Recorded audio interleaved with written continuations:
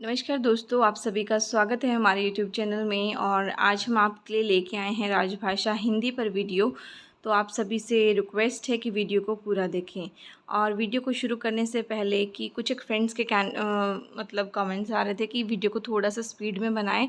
तो आज की वीडियो थोड़ी सी स्पीड में बनाएंगे हम, बट अगर आपको उससे ज़्यादा स्पीड चाहिए तो 1.2x करके आप अपना वीडियो देख सकते हैं। So let's get started. First question is, the script of Hindi of the official language of the Union shall be in. It means संघ की राजभाषा हिंदी की लिपि क्या है? आंसर आ जाएगा Devanagari. Next question is, Devanagari script of Hindi shall be the official language of the union under. कि राजभाषा हिंदी की जो लिपि है वो देवनागरी है, वो किस आर्टिकल के अंदर मेंशन है? आंसर आ जाएगा 343 1. Next question is, English language shall continue to be used for all official purposes of the Union for which it was being used for 15 years from commencement of the Constitution under. It means कि जब संविधान बना था उस समय ये बोला गया था कि 15 सालों तक इंग्लिश जो है ऑफिशियल पर्पस के लिए यूज़ की जाएगी। तो ये कौन से आर्टिकल के अंडर मेंशन था? तो आंसर आ जाएगा article 343 bracket 3. Got it? Next question is, the president shall constitute a commission after 5 years from the commencement of constitution and thereafter 10 years from such commencements under. It means कि संविधान की commencement के 5 साल बाद एक commission बनाएंगे राष्ट्रपति, और बाद में बोल दिया गया था कि 10 साल बाद बनाएंगे। तो ये कौन से आर्टिकल में मेंशन है? तो आंसर आ जाएगा article 344. Next question is, legislature of states by law can adopt one और मोर लैंग्वेज एज ऑफिशियल लैंग्वेज और language of the state. It means कि राज्य की विधानसभा जो है एक या एक से ज़्यादा भाषाओं को अपनी ऑफिशियल भाषा के रूप में अडॉप्ट कर सकती है। तो ये कौन से आर्टिकल में मेंशन था? तो आंसर आ जाएगा article 345. Got it? Next question is, official language for communication between one state and the union is given under. Means कि जो ऑफिशियल लैंग्वेज है कम्युनिकेशन के लिए एक राज्य और एक संघ के बीच में, तो वो कौन से आर्टिकल में मेंशन है?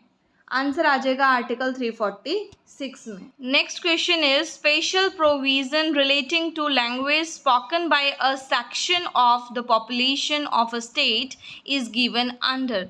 इट मीन्स कि राज्य के जो पॉपुलेशन है उसके एक भाग में बोली जाने वाली जो लैंग्वेज है वो कौन से प्रोविज़न से रिलेटेड है, या उसके लिए कौन सा स्पेशल प्रोविज़न दिया गया है? तो इसका आंसर आ जाएगा 347 में. Got it? Our next question is, article dealing with language to be used in representation for redressal of grievances is. It means कि ये जो शिकायत निवारण के लिए कौन सी भाषा का यूज़ किया जाता है, ये कौन से आर्टिकल में मेंशन है? तो इसका आंसर आ जाएगा 350. Got it? Next question is, directive for development of Hindi language to promote the spread of the Hindi language so that it may be serve as a medium of expression for composite culture of India is given under. It means कि जो हिंदी भाषा है उसके उचित विकास के लिए, उसको spread करने के लिए, उसके फैलाव के लिए, या फिर उसे as a medium of expression serve करने के लिए कि सबको समझ आए और एक ही भाषा होनी चाहिए। तो ये चीज़ें कहाँ पे मेंशन है? आंसर आ जाएगा आर्टिकल 351 में. Next question is, Andaman and Nicobar island is classified in region. Means कि अंडमान निकोबार को कौन से रीजन में रखा गया है? जैसे कि हिंदी भाषा को 3 रीजन में डिवाइड किया गया है, उसी तरह से अंडमान निकोबार कौन से रीजन के अंडर आएंगे? तो इसका आंसर आ जाएगा region A. Got it? Next question is, communications between central government offices shall be in Hindi for regions situated in. It means कि जो सेंट्रल गवर्नमेंट के ऑफिसेज हैं वहाँ पर कम्युनिकेशन के लिए, बातचीत के लिए हिंदी भाषा का प्रयोग किया जाएगा, लेकिन कौन से रीजन्स जो सिचुएटेड हैं? तो इसका आंसर आ जाएगा रीज़न ए. मीन्स जो रीज़न ए में सिचुएटेड हैं उनमें सेंट्रल गवर्नमेंट खुद की कम्युनिकेशन के लिए हिंदी भाषा का प्रयोग करेगी. Got it? Our next question is, communications between central government officers shall be in Hindi or English for reasons situated in. It means कि जो आपसी बातचीत है सेंट्रल गवर्नमेंट के ऑफिसर्स में वो हिंदी में भी की जा सकती हैं और इंग्लिश में भी की जा सकती हैं. तो ये कौन से रीज़न के लिए बात हो रही है? तो इसका आंसर आ जाएगा रीज़न बी और सी. इट मीन्स कि जो हिंदी भाषा के रीज़न बी और सी बने हैं वहाँ पर आपसी बातचीत के लिए सेंट्रल गवर्नमेंट ऑफिसेज में हिंदी का भाषा का प्रयोग भी किया जा सकता है और इंग्लिश भाषा का प्रयोग भी किया जा सकता है. Our next question is, eligibility for home ministries award scheme in region A and B for officers or employees for writing minimum of. It means कि जो होम मिनिस्ट्री अवार्ड की जो स्कीम है उसकी एलिजिबिलिटी के लिए जो रीज़न ए और बी के ऑफिसर्स हैं या एम्प्लॉयज़ हैं उनको कितने मिनिमम वर्ड लिखने पड़ेंगे? तो इसका आंसर आ जाएगा 20,000 word. Next question is, eligibility for home ministries award scheme in region C for officers or employees for writing minimum of. It means कि जो होम मिनिस्ट्री अवार्ड स्कीम है उसके अंदर कि रीजन सी के जो ऑफिसर्स या एम्प्लॉयज़ होते हैं उनको कितने वर्ड मिनिमम लिखने ज़रूरी होते हैं? आंसर आ जाएगा 10,000 words. Got it? Our next question is, first prize for collective cash award for doing commendable work in Hindi is given to the department for dash employees and amount of dash for each employees. It means collective cash award scheme के under Hindi में अच्छा काम करने पर first prize मिलता है. तो department के कितने एम्प्लॉयज़ को दिया जाएगा ये प्राइज़ और कितने अमाउंट में दिया जाएगा? तो इसका आंसर आ जाएगा डिपार्टमेंट के 6 एम्प्लॉयज़ को ये दिया जाता है और 2,000 रुपये प्रत्येक एम्प्लॉय को इस अवार्ड के दिए जाते हैं.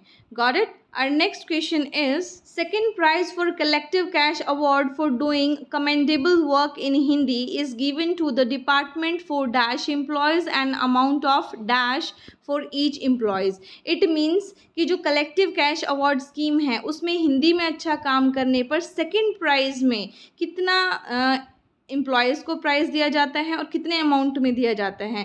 तो इसका आंसर आ जाएगा कि डिपार्टमेंट के 5 एम्प्लॉयज़ को ये सेकंड प्राइज़ दिया जाता है और 1,600 रुपये प्रत्येक एम्प्लॉय को सेकंड प्राइज़ के दिए जाते हैं. Next question is, third prize for collective cash award for doing commendable work in Hindi is given to the department for dash employees and amount of dash for each employees. It means कि collective cash award scheme के under अच्छा काम हिंदी में करने पर third prize में कितने बंदों को दिया जाता है, मतलब कितने एम्प्लॉयज़ को दिया जाता है और कितना अमाउंट दिया जाता है? तो इसका आंसर आ जाएगा कि डिपार्टमेंट के 5 एम्प्लॉयज़ को third prize of collective cash award दिया जाता है और 1,200 रुपये प्रत्येक एम्प्लॉय को इस अवार्ड के दिए जाते हैं. Got it? Our next question is, name of the award which are distributed by railway board to such railway man who write best article in Hindi. It means उस अवार्ड का हमें नाम बताना है जो कि दिया जाता है रेलवे बोर्ड के द्वारा रेलवे मैन को जो अच्छा बेस्ट आर्टिकल हिंदी में लिखने के लिए. तो इसका आंसर आ जाएगा Rajbhasha Gaurav Puraskar. Got it? Our next question is, name of the award under which only shields are given. तो उस अवार्ड का नाम बताना है कि जिसके अंदर सिर्फ और सिर्फ शील्ड दी जाती हैं सम्मान के तौर पर. ठीक है, तो इसका आंसर आ जाएगा Kirti Puraskar. Got it? Our next question is, chairman of official language committee at zonal level is. कि जो चेयरमैन है राजभाषा हिंदी की जो कमेटी बनी हुई है उसका जोनल लेवल पे तो वो पूछा हुआ है. तो इसका आंसर आ जाएगा मुख्य राजभाषा अधिकारी. Got it? Our next question is, chairman of official language committee at divisional level is. कि जो चेयरमैन होगा ऑफिशियल लैंग्वेज कमेटी का डिविजनल लेवल पे तो उसका आंसर पूछा हुआ है. तो इसका आंसर आ जाएगा DRM. ठीक है. Next question is, review meetings of progress of official language eight zonal level is conducted in every. It means कि जो रिव्यू कमेटी की जाती है कि ऑफिशियल लैंग्वेज में कितनी प्रोग्रेस हो रही है, लेकिन यहाँ पे पूछा गया है जोनल लेवल के लिए. तो इसका आंसर आ जाएगा 3 मंथ. कि हर एक 3 महीने बाद इसका रिव्यू कमेटी बिठाई जाती है। Next question is, as per rule number 12 of the official language rules 1976 dash is responsible to monitor the progress and implementation of official language. It means rule number 12 official language rules 1976 के कौन responsible है monitor करने के लिए progress and implementation की कितनी progress हो रही है और ऑफिशियल लैंग्वेज जो है अच्छे से लागू की जा रही है कि नहीं की जा रही है, तो उसके लिए कौन रिस्पॉन्सिबल है? तो इसका आंसर आ जाएगा administrative head of office. Got it? Next question is, award first prize money for writing original books relating to economics in Hindi is, कि जो फर्स्ट प्राइज मनी का कितना अवार्ड दिया जाता है ओरिजिनल बुक लिखने पर इकोनॉमिक्स की हिंदी में, तो इसका आंसर आ जाएगा ₹50,000। So thank you friends. Next question हम नेक्स्ट वीडियो में डिस्कस करेंगे। Thank you so much.